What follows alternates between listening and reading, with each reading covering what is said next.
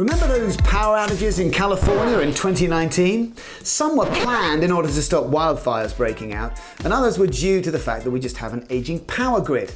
But amongst all this gloom, a small Native American tribe, the Blue Lake Rancheria in Northern California, were able to keep the lights on, pumping out power while surrounded by cities that sat in darkness. What was their secret? Some ancient rite performed by the elders? Nope, they created their own microgrid. So what the heck is that? Well, let's get virtual and find out. Can't see anything.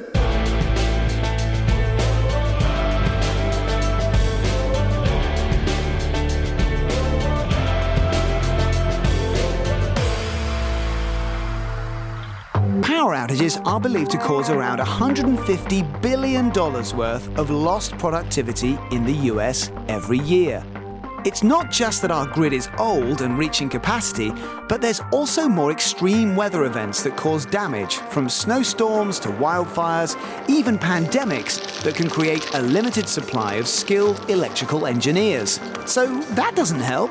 And it's also expensive to do things like bury power lines underground to stop them being felled by trees or even animals. Squirrels, yes, squirrels, cause around 10 to 20% of electrical outages in the US every year. That's nuts! So the solution?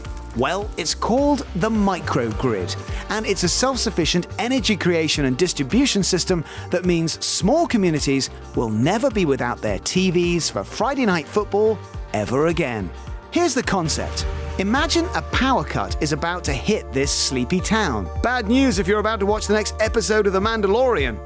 But before disaster strikes, the local microgrid uses local sources of energy, even renewables like solar, and sometimes even disconnect from the national grid altogether and operate completely on its own, which is called islanding. Microgrids are full of clever advantages. It's more efficient in its transmission of electricity because it's only going short distances, reducing energy loss, costs, and even CO2 emissions. And it can step in for as little as a few minutes or even weeks as a replacement for the national grid. They can also pump back excess electricity just like solar panel owners do. Ooh, get you solar panel owners! As their name implies, microgrids can be small enough for just your home, or a hospital, or even a whole university.